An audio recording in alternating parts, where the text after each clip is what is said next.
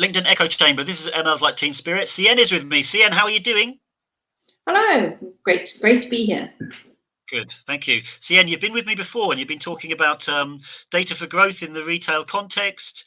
You slam dunked NPS on one of our interviews, but we're going to go back to retail this time. So when we were planning for these sessions, we were talking about different retail channels, how it's all getting a bit blurry, the measurement side. So I'm a data guy, so I've been a little bit involved in impact measurement and these sorts of things. And as we started that conversation, you excitedly began taking it into a place that I thought, wow, we've got to record this. So I wondered if I could offer this to you to set up for this call as to, how do you think about retail, the channels, what things have you learned over the last years as to just how it is now, and how would you encourage others to think about kind of retail channel landscape? Please take it away. So I'll start with my bold move. I think we should move away from a channel view altogether and move to maybe a profitability view of channels, which is useful. But from a selling perspective, I think channels are not useful. And here's why. When I go into a store and I buy something, maybe I buy a pair of shoes, a pair of running shoes, absolutely guaranteed before I bought those running shoes, I read most of the internet, I read reviews, I had a look at different price comparisons, and then I found a shop that I love, probably because I've shopped there before, and I went onto their product page and I had a look at all the colors I could get it in, and I saw that there was store stock, and I was like, absolutely going to get these. Want to try them on, which is what stores are really brilliant at. And so I went off to my local store, tried the shoes on, they fitted, I bought them. Amazing. It's a shop sale. No, it's not. It is a sale for your brand, and it was highly digitally influenced. And we know from some research that Google did about 3 years ago, so it's probably changed, that about 75% of people will research online before shopping in a shop. And so these sales, most of our store sales are digitally influenced in some way or another, either because of direct research or because of online marketing or omni-channel campaigns. And so I think it's quite difficult to split store and online sales. And we talk about digitally influenced sales, but then it becomes a bit murky. These are sales like click and collect sales. I think from a channel profitability point of view, it is good to understand the cost of your channels and the cost to serve in those channels, because these are things that businesses can actually action to make sure that they are mindfully choosing things like click and collect as a way to protect margin. But for any other metric, I don't think that having a channel view of your retail estate is useful. So how can retailers get a grip on this? So I heard the the Google statistic, and it's kind of high level research, and maybe it was at the category level, and it's 75% have this influence. What can someone at a brand do to begin to kind of learn about this? Like where can they begin to research it? What data points can they tie together to start to learn about this themselves? So this probably goes back to my first bold statement about useful data and common language. Understanding that you've got a common customer identifier and being able to track that identifier across channels so that you get a 360 view of your customers is really important. And there are a range of companies and metrics that will help you with this. Some people use card identifier, but more and more with tokenized cards, that's becoming harder.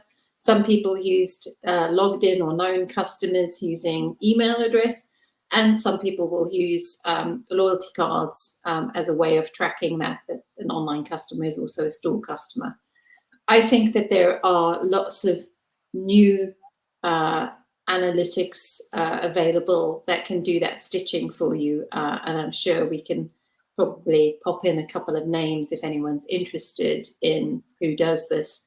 Certainly, if you have Google 360, you can start to do some of that. But there are other companies, I think you mentioned Cardlytics does it. Once again, any of the loyalty schemes will do this too. But the key thing is to acknowledge that your customers are doing this, and to be mindful of when you are, that your stores and your online presence should definitely reference each other. Assume that someone in a store might just be looking and trying and then shop somewhere else, and assume that someone online, if they don't convert on a product detail page, even if they put something into the basket, imagine that basket is sometimes a shopping list. It's not actually a basket, it's, you know, it's intent, but the intent might be completed somewhere else. Good. And Sienne, you've been with me on a couple of interviews. You know, I always have a question that might be one you weren't expecting. So here it is. You mentioned click and collect already today, and I've spent a couple of hours with you doing these interviews and preparing with you, and I heard click and collect mentioned about 8 times. So this makes me believe that you probably launched one of these propositions, or were very, very close to it. I wondered if you could kind of talk about click and collect specifically, because I think people listening will recognize what it is. It had a lot of growth when we were all stuck in the pandemic. And I suppose I wonder if you could take us on a little journey on click and collect, because it seemed to be one of the first really blurry ones. So have you got any kind of insights as to where you were when you saw this? You know, challenges, successes, exciting things that you saw?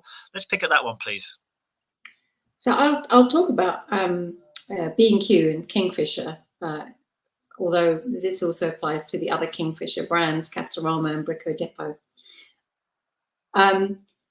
During the pandemic, obviously stores closed, and we went through that period where sometimes stores were open, depending on their categorization, and sometimes they were closed.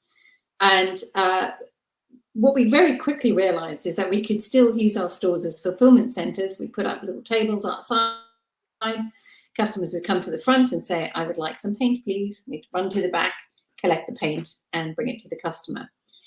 And actually, that is a great way of maintaining retail profit. So if you can pick from a store, which is a lovely warehouse, and give that thing to a customer who drives there by themselves, you retain more of the margin for that product, especially for a lower value product. But actually, the other thing that you see with click and collect is customers like to have the certainty that they can get that thing. So certainly making stock visible online for what is in store and having really good stock management in a store makes that journey even better for the customer. It also makes it better for the person who's picking the stock, because good stock quality means that you get less picks that are incomplete or failed.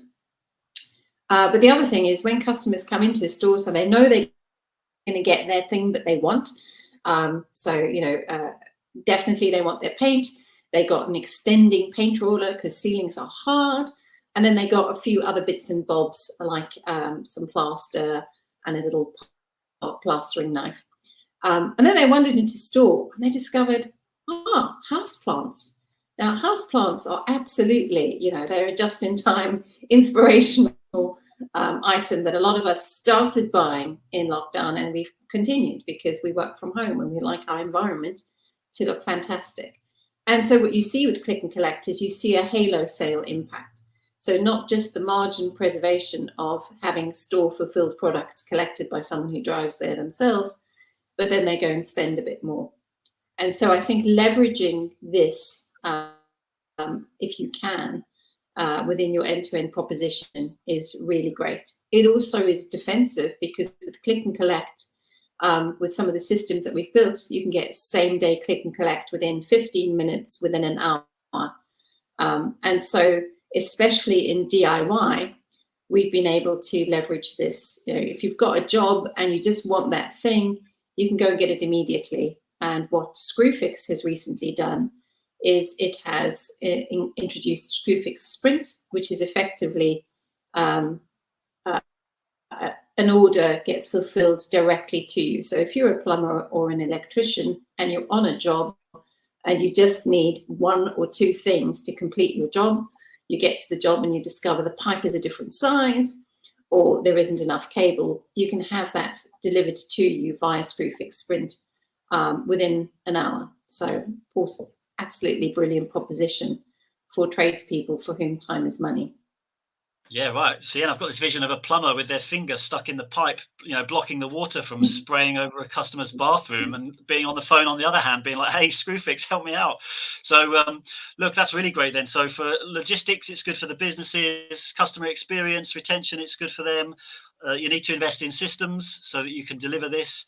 And I heard, don't screw up. Make sure you have that item, when a customer comes along and thinks they're picking it up. So the inventory management side goes into the systems, I suppose.